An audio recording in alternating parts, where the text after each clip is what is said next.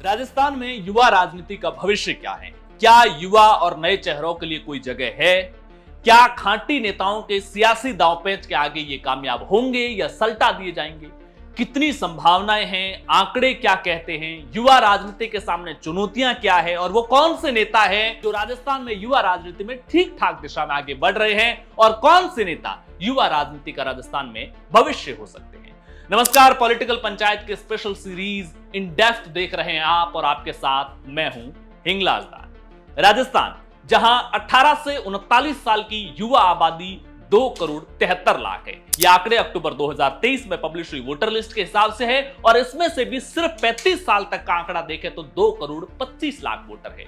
ये आंकड़े voter list के हिसाब से है, तो ऐसे भी लोग होंगे जिनके नाम वोटर लिस्ट में है ही नहीं। और 2024 में पब्लिश हुई एक रिपोर्ट के मुताबिक राजस्थान की कुल 8.25 करोड़ की आबादी में से 69% आबादी जो है वो 35 साल से कम में, 8.25 करोड़ में से 5 करोड़ 72 लाख। इसमें से भी 18 साल से जो कम है, जो वोटर नहीं है, वो भी शामिल है। 0 से 17 साल की आबादी लगभग 3 करोड़ मानी जाती है, जो कुल आबादी का 28 से 30% है। यानी कि 3 करोड़ लोग जो ये है, जो 0 से 17 साल के हैं, वो अगले 1 से 2 चुनावों में वोटर बन जाएंगे। ये आंकड़े ये स्पष्ट करते हैं कि राजस्थान की राजनीति अगले 3 दशक तक युवा केंद्रित राजनीति रहने वाली है, या इसे अपन 2 दशक भी कह सकते हैं, क्योंकि सांख्यिकी और कार्यक्रम क्रियान्वयन मंत्रालय की report youth in India 2022 report के मुताबिक 2036 तक राजस्थान में युवा आबादी बढ़ेगी, लेकिन उसके बाद युवाओं की संख्या कम होती जाएगी और बुजुर्ग आबादी बढ़ने लगेगी। युवा आबादी के अलावा पिछले 10 से 15 सालों में अलग अलग पार्टियों की सरकारों के दौर में पेपर लीक और बेरोजगारी की घटनाओं ने भी युवाओं में एक नाराजगी का माहौल पैदा किया है। राजस्थान में युवा राजनीति के भविष्य को लेकर के जो संभावनाएं देख रहे हैं, उसकी तीसरी अहम वजह यह है कि युवा वोटर्स उन परंपरागत मुद्दों की बजाय उन मुद्दों पर ध्यान देते हैं जो सीधे तौर पर उनको प्रभावित करते हैं, जैसे शिक्षा, रोजगार, सामाजिक न्याय और जलवायु परिवर्तन। युवाओं पर केंद्रित राजनीति की एक वजह यह भी है कि पिछले कुछ समय से डिजिटल कैंपेन जिस गति से बढ़ा है, उससे युवा वर्ग हर खबर पर नजर रख रहे हैं। शिक्षा की वजह से थॉट प्रोसेस के लेवल पर साइंटिफिक टेम्परामेंट बढ़ा है, प्रैक्टिकल और प्रोग्रेसिव अप्रोच बढ़ी है और पिछले 2 दशकों में कई चेहरों ने युवाओं को साधते हुए राजनीति में ठीक ठाक कामयाबी हासिल की है, जिसकी वजह से अब बाकी नेताओं का भी यूथ सेंट्रिक पॉलिटिक्स करने का ट्रेंड बढ़ा है। अब राजस्थान की युवा राजनीति और युवाओं की राजनीति में सफल होने के ट्रेंड को समझने की कोशिश करते हैं। वैसे राजस्थान में अशोक गहलोत से लेकर गजेंद्र सिंह शेखावत, सीपी जोशी से लेकर राजेंद्र राठौड़ और हनुमान बेनीवाल जैसे सीनियर नेता भी छात्र राजनीति, युवा राजनीति से निकले हैं। लेकिन मौजूदा दौर की युवा राजनीति के केंद्र को समझने की कोशिश करें तो हमें करीब 30 साल पीछे जाना पड़ेगा। 1985 में नागौर की मुंडवा सीट से चुनाव जीते और 1990 और 93 दोनों चुनाव हारे रामदेव बेनीवाल के बेटे हनुमान बेनीवाल ने 1994 में जयपुर की महाराजा कॉलेज से वो अध्यक्ष बनते हैं, 1995 में फिर बनते हैं, 1996 में लॉ कॉलेज के अध्यक्ष बनते हैं और फिर 1997 में जेसी बॉस हॉस्टल कांड ने उनको पॉपुलरिटी दी। 1998 में पिता के निधन के बाद विरासत को आगे बढ़ाया। 2003 की विधानसभा चुनाव, वसुंधरा राजे के हाथों में राजस्थान बीजेपी की पहली बार कमान। बेनीवाल को टिकट नहीं दिया तो लोकदल के टिकट पर वो चुनाव लड़े और बीजेपी की उषा पूनिया के सामने 3303 वोट से वो चुनाव हार गए। बेनीवाल एक के बाद एक झटके झेल रहे थे, लेकिन उसी बीच 2006 में हुए एक हत्याकांड ने उनको राजस्थान की सियासत का, या फिर कहें कि जाट पॉलिटिक्स का पोस्टर बॉय बनने का मौका दिया। जून 2006 में डीडवाना में आनंद पाल सिंह ने जीवन गोदारा की हत्या की, तो ये लड़ाई जाट वर्सेस राजपूत की लड़ाई बन गई। बेनीवाल नागौर के युवाओं में एक नई अग्रेसिव जाट पॉलिटिक्स के पास पोस्टर बॉय बनकर उभरे। असर यह हुआ कि 2008 में निर्दलीय चुनाव जीते, 2013 में मोदी लहर के बावजूद चुनाव जीते और 2018 तक आते आते अपनी पार्टी बनाई। पिछले 5 सालों में तीसरे विकल्प के तौर पर दिखे। हालांकि इन दिनों राजनीतिक रूप से वो ठीक वैसे ही मुश्किल दौर से गुजर रहे हैं जैसे 1998 से 2003-04 तक का उनका मुश्किल दौर था। अब अगले युवा चेहरे की बात करते हैं। 2013 में कांग्रेस को अपने इतिहास की राजस्थान में सबसे बुरी हार झेलनी पड़ी। राजस्थान में 21 सीटों पर कांग्रेस सिमट गई। जनवरी 2014 में राहुल गांधी ने कांग्रेस की कमान अपने करीबी और विश्वस्त सचिन पायलट को देकर दिल्ली से जयपुर भेजा। वे राजनीतिक परिवार से जरूर ताल्लुक रखते थे, जिनके पिता राजेश पायलट ने भरतपुर से 1980 में पहली बार चुनाव लड़ा जब राजीव गांधी ने उनको यहां भेजा था। फिर दौसा में वो खुद भी जीते। पूरे पूर्वी राजस्थान में सभी समाजों के बीच राजेश पायलट की अपनी एक प्रतिष्ठा थी। 2002 में उनके निधन के बाद रमा पायलट हो या बाद में सचिन पायलट हो, जनता ने उन पर भी विश्वास किया। लेकिन 2013 के बाद की पारी राजस्थान में जैसलमेर से धौलपुर, गंगानगर से डूंगरपुर तक सचिन पायलट ने जब पार्टी को खड़ा किया, 21 सीटों वाली कांग्रेस को फिर से सत्ता में लौटाया, तो इस बार विरासत नहीं परिश्रम था। युवाओं में उनकी लोकप्रियता और स्वीकार्यता थी। पायलट आज भी किसी पार्टी या जाति के दायरों से आगे बढ़कर राजस्थान में युवा केंद्रित राजनीति के एक अहम चेहरा है।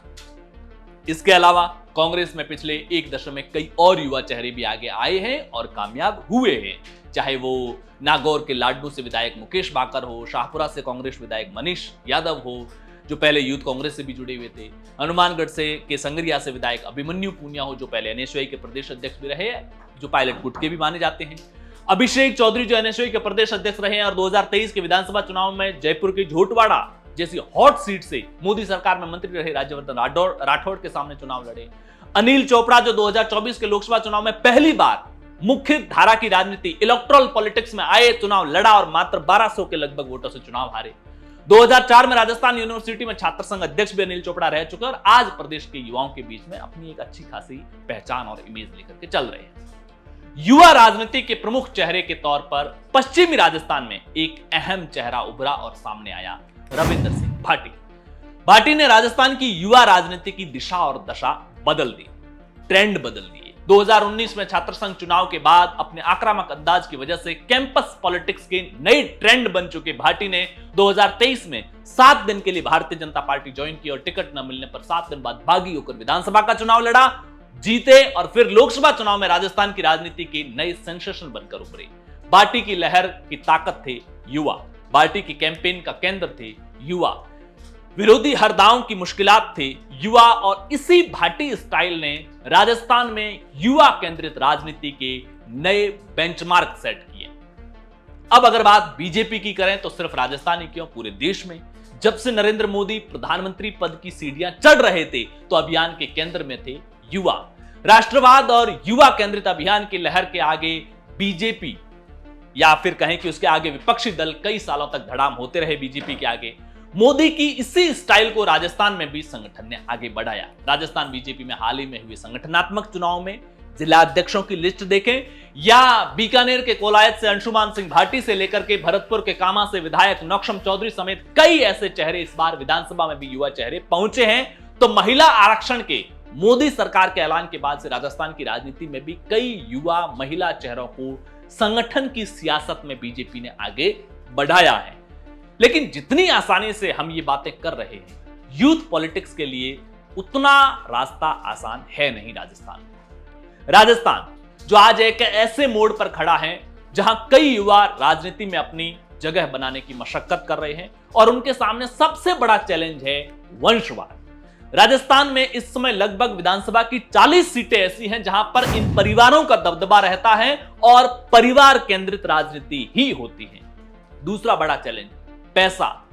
मौजूदा दौर में इलेक्शन मैनेजमेंट बेहद खर्चीले हो गए। वैसे कैंडिडेट वाइज असली आंकड़े तो उपलब्ध नहीं है क्योंकि नेता और पार्टियां असल खर्च तो बताती नहीं है, लेकिन जो हिसाब चुनाव आयोग में दिया है उसके हिसाब से 2024 के लोकसभा चुनाव के खर्चे को देखें तो पार्टियों ने 2008.29 करोड़ रुपए चुनाव प्रचार में खर्च किए, जिसमें सबसे ज्यादा बीजेपी ने 1494 करोड़ रुपए खर्च किए। डिजिटल प्लेटफॉर्म पर विज्ञापन की बात करें तो जब राजस्थान के लगभग विधानसभा चुनाव हो रहे थे नवंबर 2023, इस एक महीने के आंकड़ों को देखें तो इस महीने में पॉलिटिकल पार्टियों ने 40 करोड़ रुपए गूगल विज्ञापन पर खर्च किए, जिसमें सबसे ज्यादा कांग्रेस ने 14.3 करोड़ रुपए, नंबर 2 पर बीआरएस ने 12.1 करोड़ रुपए और बीजेपी ने 4.16 करोड़ रुपए गूगल विज्ञापन पर खर्च किए। लोकसभा चुनाव के पहले फेज की वोटिंग तक बीजेपी ने गूगल पर 48 करोड़ रुपए खर्च किए। ये तो व्हाइट पैसा है। बाकी कितना काला धन पार्टियां चुनावों में यूज लेती हैं, हर कैंडिडेट कितना पैसा खर्च करता है वो आप समझते हैं। और यही वजह है कि यह खर्चीली चुनावी प्रक्रिया नए लोगों के राजनीति में आगे बढ़ने की सबसे बड़ी बात है। युवा राजनीति के लिए एक बड़ी मुसीबत जातिगत समीकरणों की जटिलता भी है। हम कितनी भी बातें कर ले, युवा प्रोग्रेसिव सोच का होता है, पढ़े लिखे युवाओं के पास विजन होता है, लेकिन जब पार्टियां टिकट वितरण से लेकर के मंत्री बनाने और पार्टी में जिम्मेदारियां देने में देती हैं तो जातिगत समीकरणों का सबसे ज्यादा तवज्जो देती है। एक वोटर के तौर पर आप और हम वोट देते समय प्रत्याशी की जाति और धर्म को देखते हैं, तो फिर युवा नेताओं में सिर्फ वही आगे बढ़ पाएंगे जो जातिवादी होंगे, जिनकी जाति की भीड़ ज्यादा होगी। एक राजस्थान के युवाओं के राजनीति में आने को लेकर चैलेंज ये भी है कि बेरोजगारी बड़ी समस्या है, जॉब सिक्योरिटी है नहीं। ऐसे में कई युवा जिनके पास एनर्जी होती है, समय होता है, विजन होता है, इच्छा शक्ति होती है, लेकिन फिर सोचते हैं कि कहीं राजनीति में विफल हो गए और राजनीति के चक्कर में नौकरी भी नहीं लगी तो घर कैसे चलेगा। और फिर ऐसे ही गरीब घरों के बच्चे लाइब्रेरी में किताबों में खुद को झोंक देते हैं और पैसे वाले परिवारों के लड़के स्कॉर्पियो, फॉर्च्यूनर और डिफेंडर के फर्राटों के दम पर छात्र नेता और फिर मुख्य धारा की राजनीति के नेता बन जाते हैं।